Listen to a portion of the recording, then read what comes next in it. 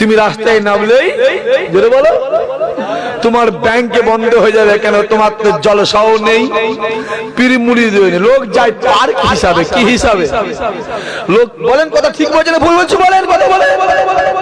Park করে, park 10 টাকার ticket. কথা বলেন 10 টাকা টিকিট। ফুরুফুরার দরবারে গেলে কোন দরবারে টিকিট লাগে না, ফুরুফুরায় গেলে একটা দরবারে 10 টাকার টিকিট লাগে।